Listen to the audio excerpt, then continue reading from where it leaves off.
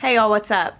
Today I thought I would talk to you a little bit about how I start tomato seedlings, sowing them densely and then separating them, and kind of show you that process because I'm going to start separating them today. So I start my tomato seedlings in the house underneath grow lights. This isn't strictly necessary, and in years past there have been times that I started them out in my unheated greenhouse. But usually when we get to mid to late February, I'll kind of assess the situation and see how the weather's going and kind of look at the forecast and see if it's going to be really overcast or really cold, and if so, I go ahead and start my seeds inside. And then once they get to the point that they are currently at, I will go ahead and move them out to the greenhouse and separate them. Now I have one of these shelves, which is from, I think we got this at Sam's Club. It's been like a handful of years ago. I want to say that these run about $80. We have a couple of these shelving units that we use for like storage in different places, and they're very, very sturdy. My dad has some of these that he's had for like 15 years. So that's why I buy this particular unit, but I think they sell very similar kinds of things at different hardware stores. And I have this outfitted with multiple different grow lights. These are from the Hidden Harvest Company. I have some Viva Sun lights down on the bottom. I have just some plain LED shop lights, as well as these little strip grow lights on the top. They all work well. I don't have like a specific suggestion being like, this is the grow light to buy, because in my experience, they all work fairly similarly. And there have been times where I've had this whole shelf filled, but this year I'm only starting these plants from my own garden rather than starting to sell, so I didn't start as many. Now you can see here I have these trays. These are Bootstrap Farmer trays. I've been using these particular trays for a few years. Like, this is probably about the 5th or 6th time that these cups and trays and stuff has been reused. And I do bottom water trays whenever I'm starting seedlings. I feel like that's really helpful in keeping your moisture right in your soil. And you'll notice that these seedlings are about 6 inches away from the grow lights. They're kind of starting to stretch a little bit, not too bad. That probably has more to do with how closely they're sewn together. But I wouldn't want to leave them like this for much longer.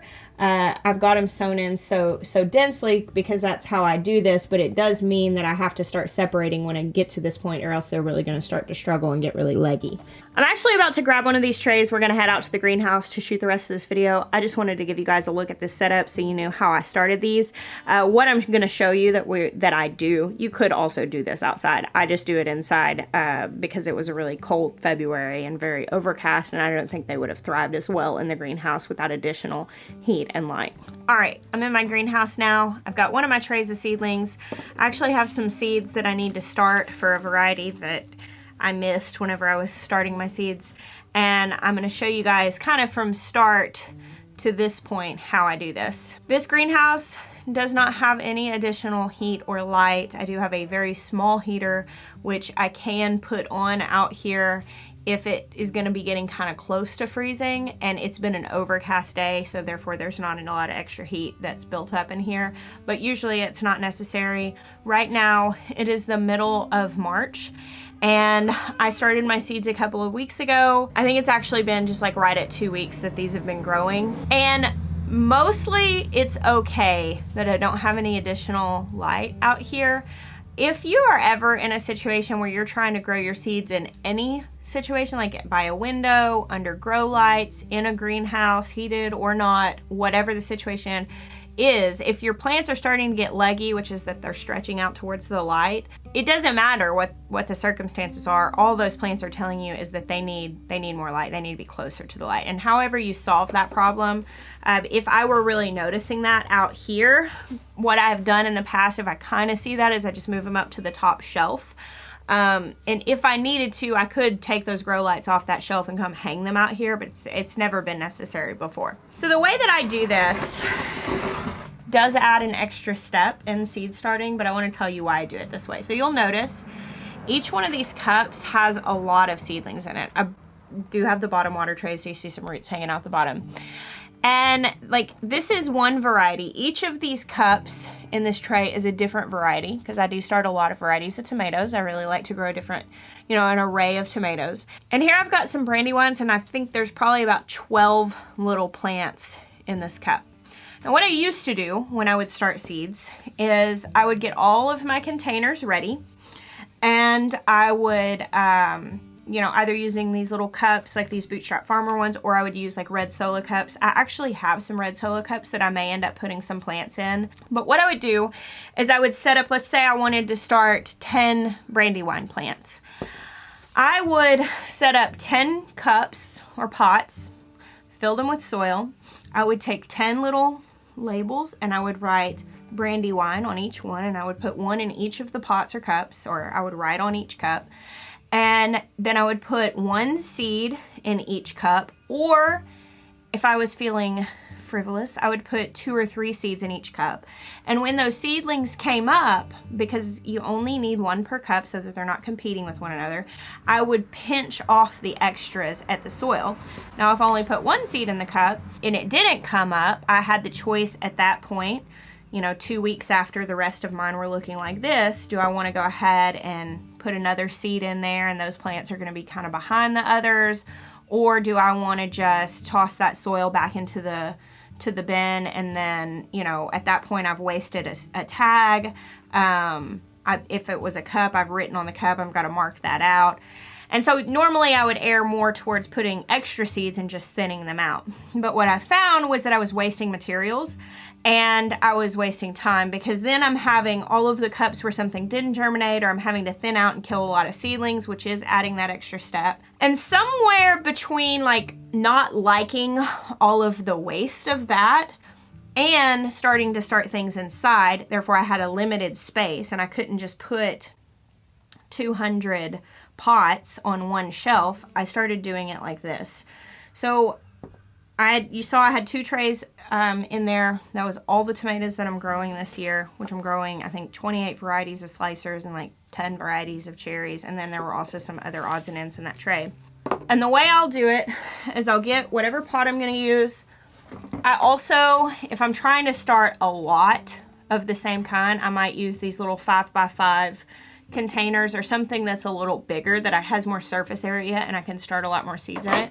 Since I'm not selling plants this year, these small pots suffice. I'm gonna start these climbing triple crop seeds. These are actually seeds I saved, and I couldn't find them when I was starting all of this. And I was like, am I really not gonna grow one of my favorite tomatoes this year? But I found them and I saved them to do this video. I'm gonna put soil in my pot. I'm gonna take one tag and write climbing triple crop on it and put it in the pot. And I really like this tomato, and I like sharing it with other people. And I remember saving this particular bag of seeds, and so I know they're at least like 3 or 4 years old. So since the germination on these is probably gonna start declining a little bit, I'm gonna sow quite a few of these. So I'll have extras of these plants. I'll probably grow several myself, and I'll give some to friends. And I'll make sure that I save more seeds this year so that I have fresh seeds. Now this bag, I'm not gonna sow every seed that I have. I am gonna save a handful in case something goes wrong. That way I'm not completely out. I'll have another chance to make more seeds. So if you'll look here, I've just placed about 20 seeds on the surface of this soil. Obviously, can't grow them very large like that, but I can start them this way. And I usually just take a little bit more soil, pack it on top. I'm not pressing down super hard, but that way I've just got a nice layer of tomato seeds, and I'm going to put these in a tray where they're gonna be bottom watered. And then in a couple of weeks, they're gonna look like this. Now this one only had about 12, but some of these I did sow as heavily as I just did those triple crops. Like here's a variety that there's probably about 20 starts in this little bitty pot. So now, 2 weeks later, these need to be put in new pots. So I have added an extra step of work for myself here, whereas had I just started out with as many pots as I wanted plants and put seeds in each one, I could have already done this, writing out the tags and all of that. But I would have just been doing what I'm about to do 2 weeks ago. And what I like about doing it this way is I know exactly how many pots I need. I don't have to re-sow anything. I know how many plants I'm getting at this point. There's just less waste in materials. So what I do now is get another tray ready, and I'm just gonna fill these up with soil.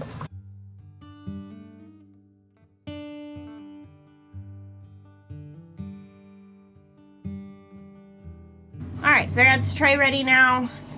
Each cup is full of soil. This one's a little too low. When I'm doing this, not for a video, usually I'll get like 8 of these trays ready at the same time. I'll dump multiple bags of soil into a big tub, and I'll just squat down on the floor and just fill them super fast and super messy, but try to keep it a little more put together, just for the sake that I'm just showing you this right now. I don't have time to do all of these at this exact moment. What I do now is I pull the soil and all of these plants out. These are my brandywines. I'm just gonna go ahead and stick this brandywine tag in one of these cups. Now, tomatoes are pretty forgiving plants. You'll notice these are a little on the tall side. I would not really call this leggy because their stems are not super weak. This stretching is not caused by a lack of light necessarily. It was more caused by the fact that there are so many plants together. They're trying to grow up to get over the other plants. So their stems aren't weak, but they are a little stretched, and had I continued without separating these, they would have gotten really leggy. I like the fact that they're this long. So what I'm gonna do is I just start separating these out, and I grab one and just sort of tease the roots away to get as many roots with the plant as possible. I'm just gonna set that down right here. And then I take my pot and I stick my finger all the way down in the middle, make a really deep well there. And I'm gonna drop this plant. I'm always holding these tenderly because you can break them, but they're also pretty forgiving. And I drop it all the way down in here, tighten the soil up around it, and I have one seedling in the pot. And I actually just repeat that process with all of these seedlings and put each one in their own pot. Now, if I had like really great germination and I didn't want all of these, this is where I would discard any extras, but I didn't start just a ton. If you end up pulling and you don't get a whole lot of root with one, it's okay. Tomatoes are extremely forgiving. They grow new roots off their stems. So planting them deep is actually a great benefit. And that's why I don't mind the fact that these got a little bit tall, because it's actually a benefit to them to be able to be planted deeply. And if you'll notice, when I can, I'm putting these all the way down to their top leaves in these cups. Now I use potting soil for all of my seed starts. It's loose enough that like right now I'm not having any problem pulling these apart. I actually just made a mistake, and I'm going to tell you guys what I just did that you should not do. So I took that wad of plants and I set it on top of here, and you shouldn't do that because there may be some seeds in that soil that have not germinated yet. And if you go mixing that soil in with your other plants, you'll have late germinators, and you might have it pop up like in another cup that has another variety in it. So you'll mix up your varieties if you do that. So what I usually like to do is actually save the soil from the original group of plants, keep it in a cup, and put one of them in there. I didn't do it this time, but do as I say. Notice I do.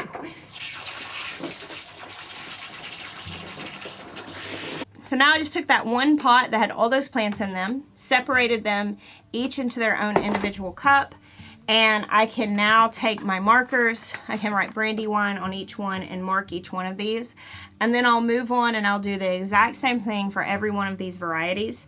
And I'll take this big tray of plants here and turn it into 10 trays of plants by separating them all out. Now, a lot of people will ask me, can I bury other things deep if they get a little leggy? brassicas or peppers or tomatillos or whatever. And you can.